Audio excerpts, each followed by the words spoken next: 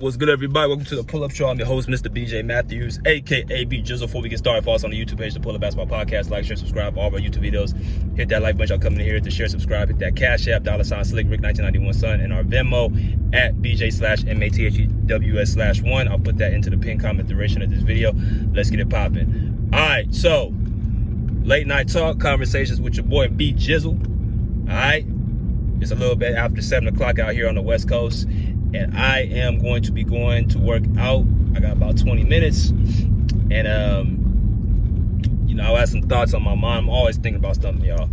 If y'all already know, I've said it 100 times. My mind's always racing. But that's nonetheless, I want to talk about yesterday a little bit about the whole Lakers and Suns game, right? Now, actually, this will probably drop in the morning. So 2 days from now, like from this video dropping. So the Lakers and Suns faced off on Tuesday night on TNT or NBA TV, and the Suns were able to prevail against the Lakers, going 3-1 in the Western Conference, going 3-1 as their record. And I watched the game. It was a pretty good, entertaining game. Went down to the wire. But something I didn't catch until this morning. They had something to say like there was an incident on the court where the game was going on between LeBron James and JJ Redick. And JJ Redick had said something to LeBron, shoot the effing ball. Nobody's going to block your shot. And LeBron kind of stared and looked at him. But it wasn't like a look of, how dare you talk to me like that. It was like a look like, okay, I got you. You know what I'm saying? So this one is a video towards, the JJ Redick and LeBron James relationship. Shout out to my boy Ticket TV. Shout out to my boy Straight to the Point podcast. Shout out to my boy Who's the Real Hendo. A lot of the brothers in the LDBC community have been talking about, JJ Redick, the hire, and everything about how they've been questioning it, and Darvin Ham being fired. So I'm going to give my sentiments because I'm going to be real with you. I ain't really talk too much about it, but it's the time for everything, and this is the time to talk about it because once I saw that clip, something really, registered in my mind and clicked. Now, for y'all who don't know that I have not been on my podcast, I'm a former basketball player myself. I played overseas. I had a stint to play a little bit in the NBA G League. Tried out for some teams, made it to training camp, never got an official roster, but I do have experience at a professional level playing ball, played college ball, high school, all that good stuff, man. So basketball, that's what I do. So y'all don't know. But I've played for different coaches. I played for good coaches, bad coaches, intense coaches, laid back coaches, coaches that I can talk to off the court that, real close to me. And coaches I probably wouldn't even sit down and have a conversation with if we were in a public place. It's a difference. When you play ball so long, you get a chance to, see every type of coach. Experience is the best teacher, right? So for me, I've always took the approach that coaching matters. And I hope people are starting to see that coaching is a big key in basketball. Everybody has a job when it comes to basketball on a team. You have your head coach, your assistant coach, your player development coaches. You got your best player, your co-star, the role players, the bench, all the way to guys to the equipment manager. You have a team of people that y'all see on television that has a role and job to do. And that's just what you see on television. Off the television, you still got the owner, the general manager, you got the consultant, you got all the people in the office, in the front office at the professional level. So to sit up here for people to say that it's always on the players and they got to always do better, and it's about them, how they change the dynamic. Yeah, you can say that. It sounds good, but it's all comes together. The coaches put a game plan for the players to follow, and based off of how the team, I've said this before many times, if a team is organized, a coach is what? Organized. If a team is intense, a coach is what? Intense. If a team is laid back, that means a coach is laid back. If a team is disorganized or unorganized, that means the coach is what? Unorganized or disorganized, whatever terminology is. Based off of what I'm saying is you're an extension of your coach, period. I don't care who likes it, who don't like it. I've been in the trenches. I've been in positions where I've been on teams where my coaches ain't been worth a damn, and I will never talk to them again. And there's coaches that I will talk to this day that I know and love, and they are like my family. So I'm not just talking out my ass about stuff that I'm just thinking. I'm actually been in them positions. So why do I say that about this whole JJ Redick and LeBron thing? Well, JJ and LeBron, from what I've seen in that clip, and what I've seen, before JJ even got hired, LeBron being on JJ be on LeBron and JJ having their little podcast for a few episodes, which to me wasn't going on. I just think it was just something to kind of welcome him to the Lakers.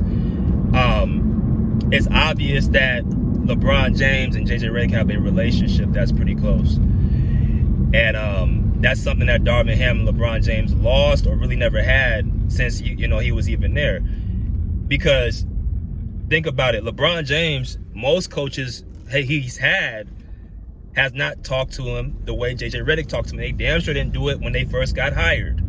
You look at guys like Byron Scott. You got Paul Silas. Go back to LeBron James's younger years, like young LeBron when he first came to the league. Paul Silas got fired his first year with LeBron, right? He never really, and Paul Silas is an old school coach. R.I.P. to Paul Silas. Him being twice as LeBron's age and pretty much his elder, never really challenged LeBron as far as, getting on him during the games. I'm pretty sure you probably challenged him in the locker rooms, but you didn't really see no confrontation. You got Mike Brown, Byron Scott, never really challenged LeBron, right? You got Tyronn Lue, never challenged LeBron. You got, Tyronn Lue did. I'm tripping. The white guy before Tyronn Lue, the Caucasian coach, never really challenged LeBron. Tyronn Lue is the guy that challenged LeBron for the first time, and he got results out of it, which I'm gonna talk to y'all in a minute. But if you look at his staff, Luke Walton, Frank Vogel, they never challenged LeBron to be, to that degree. You guys need to go see that clip again. JJ Redick actually called LeBron out to shoot the effing ball. I'm gonna blur out the F word because, YouTube. But like what I'm saying is, I'm like, okay, that's something that you hold him accountable for. And that's something that even Darvin Ham wouldn't do last year because he was afraid he's going to lose the locker room, which he obviously did.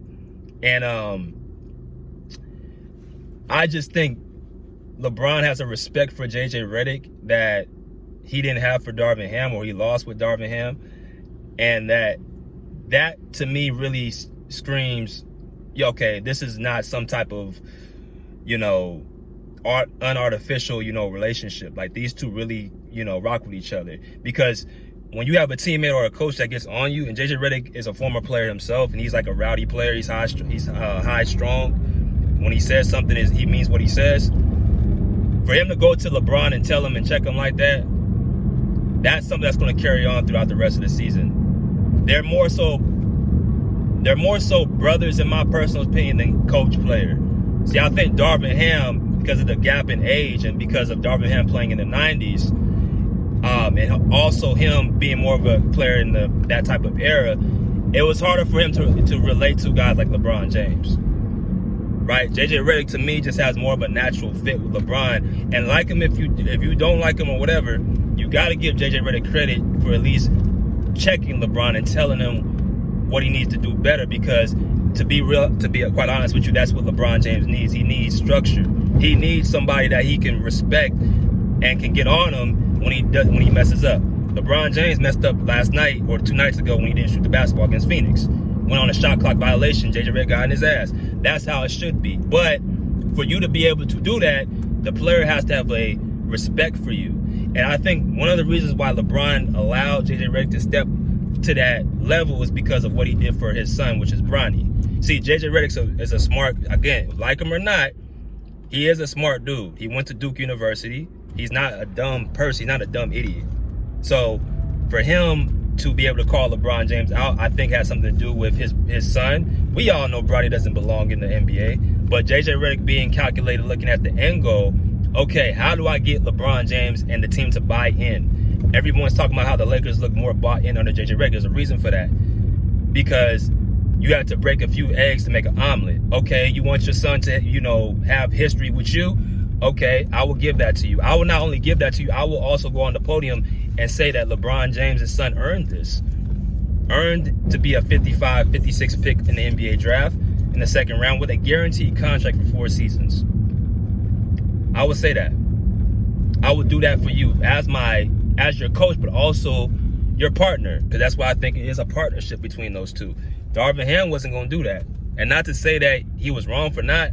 All I'm telling you is why JJ Redick is more being able to have these guys bought in, especially LeBron James. You scratch your back, I scratch yours. But what I saw last night or 2 nights ago was impressive in itself, because JJ Redick basically said, I'm going to tell you what you need to know. I'm going to tell you, hey, you need to shoot the ball. So he did that. You got to give JJ Redick credit. And shout out to my boy Ticket and those guys, man. You got to give JJ Redick that amount of credit and respect, regardless if you think he's a know-it-all or he's a uppity person, he's a smart-ass, he's arrogant, whatever you want to call him. He checked LeBron in ways that we ain't seen nobody really check with LeBron outside of Ty Lue.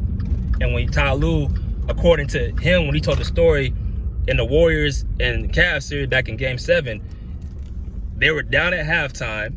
The Cavs were on the brink of losing that game, Game 6 or Game 7. They were on the brink of losing it. And he was able to get LeBron James back on track by telling him he needs to be more aggressive and guard your man and stop passing up shots. You got to give him that amount of respect. So I got to say salute to JJ Redick. We'll see how the Lakers prevail as time goes on.